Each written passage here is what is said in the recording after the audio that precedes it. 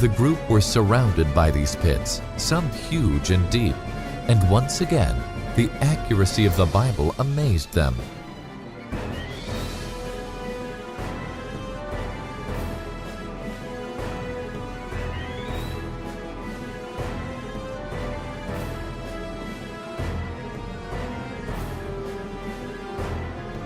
The bottom of these deeper pits could most definitely be described as slime. Looking behind them, the mountain stood, dark and brooding, and they that remained fled to the mountains. Obviously, the pits had been uncovered over thousands of years by the gradual evaporation of the Dead Sea, because traces of crystalline salt and other minerals could clearly be seen shining on the crusted edges. Not until after his return to the UK did Simon realize that they had forgotten to dig some samples for analysis.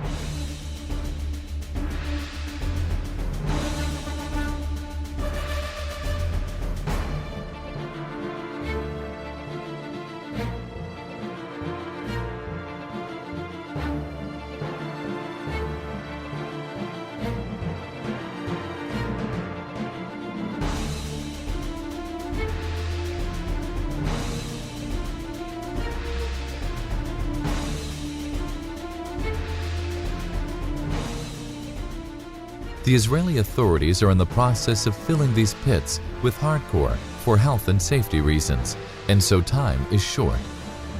To establish exactly where the pits were that were mentioned in the Bible, it would be necessary to know the exact level of the sea 3,900 years ago, and this was beyond their capability.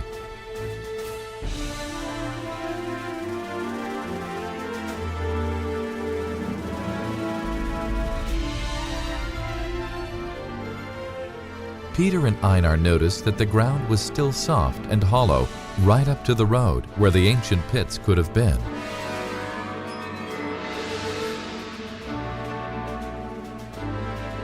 Just as they were preparing to drive on, Simon filmed thousands of tons of hardcore piled up and ready to fill the dangerous pits. It brought a lump to his throat as he realized that history was about to become a new tourist beach.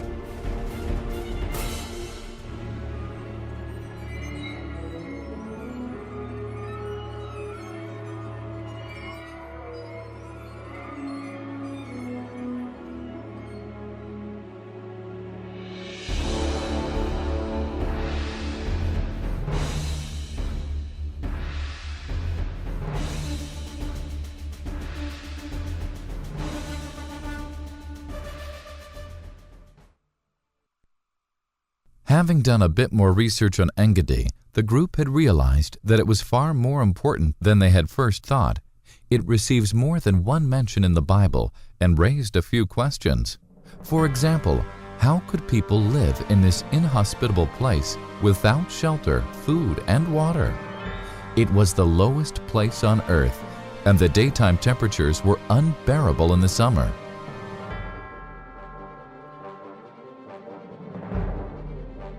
As they walked through the gates of what is now a national park, their questions were swiftly answered.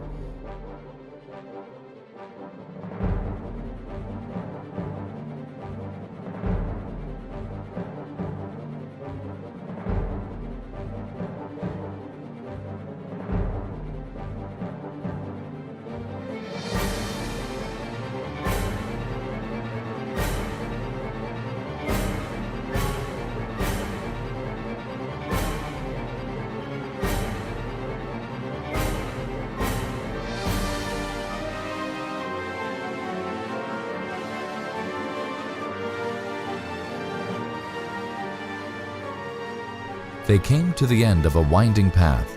There, sitting on the western shore of the Dead Sea, was a large and beautiful oasis.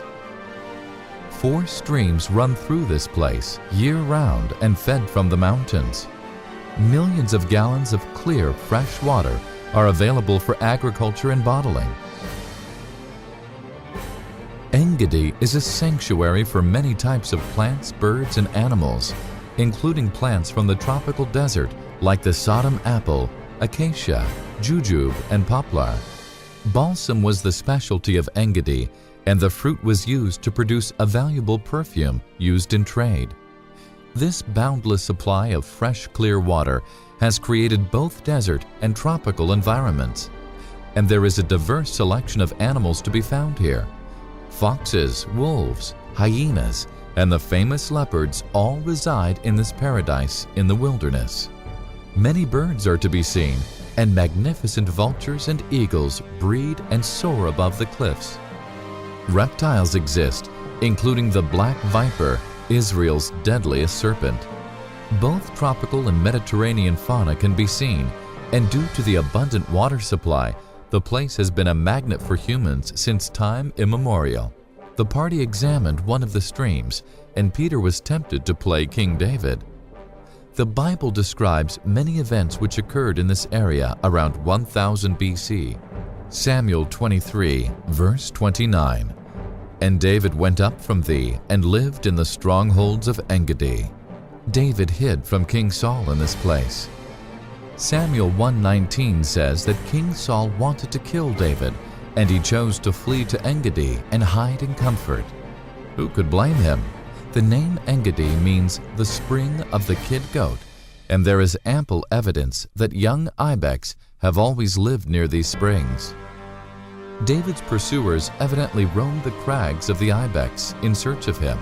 In one of these caves, David cut off the corner of Saul's robe. Samuel 1 verse 24 tells us King Saul was told that David was in the desert of Engedi. He chose 3,000 men from all Israel and set out to search for David and his men. By the crags of the wild goats, near some sheep pens, he found a cave and went in to relieve himself. The fugitives were far back in the cave, but David crept up unnoticed and cut off a corner of Saul's robe. There are many caves here, and this may have happened in one of them.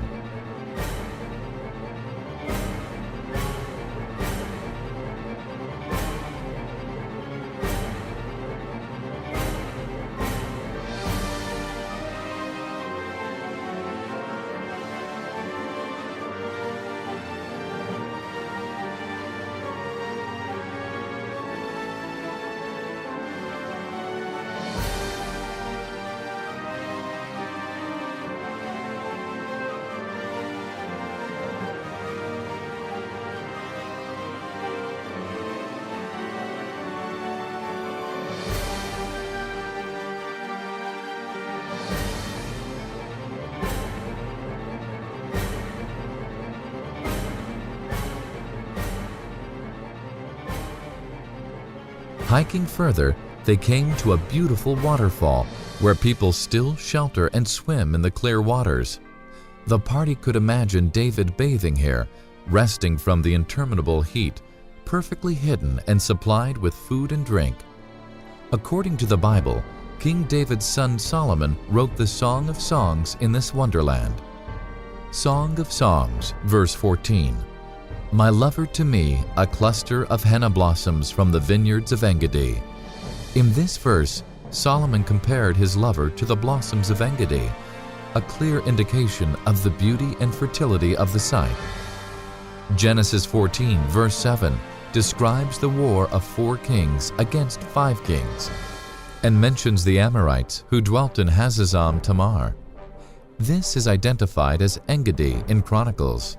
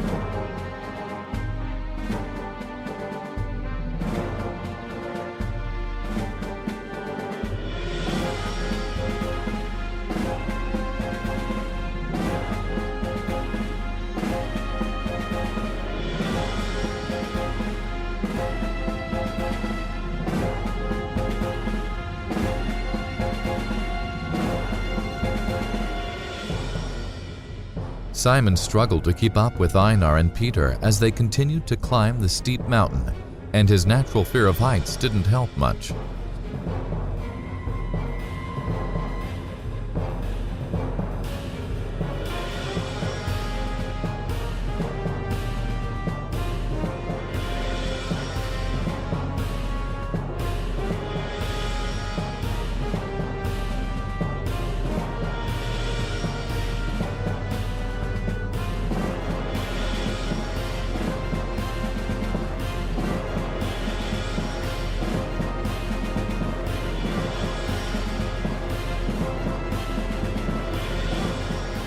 They were eventually rewarded for their effort by finding a Chalcolithic or Copper period temple dating back approximately 5,000 years.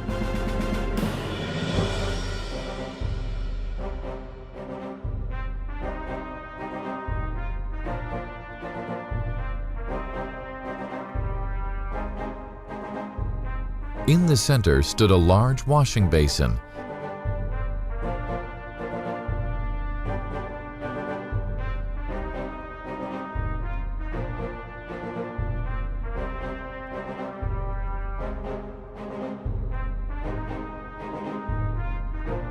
In a separate room were the remains of an altar.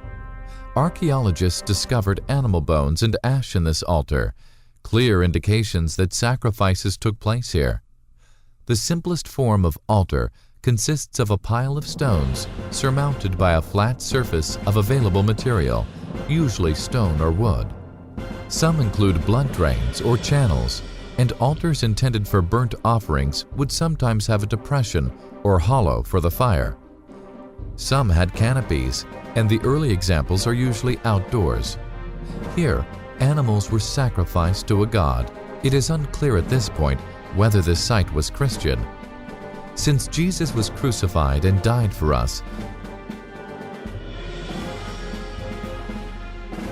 a riddle remained until archaeologists discovered ritual instruments in a cave in the Mishmar riverbed, south of Engedi.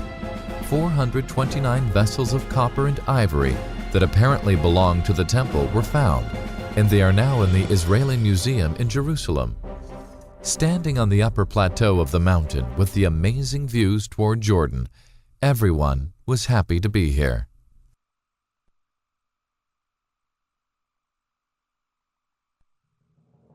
The group next decided to have a look at a place called Qumran on the northwest shore of the Dead Sea.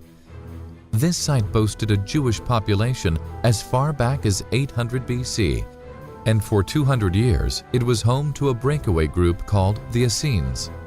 They lived and studied here and were Qumran's true claim to fame. The crew walked through what had been a large building indeed, comprising of assembly halls and a central dining room, a kitchen and baths, a laundry room and watchtower, a stable and pottery workshop, and most importantly, a scriptorium.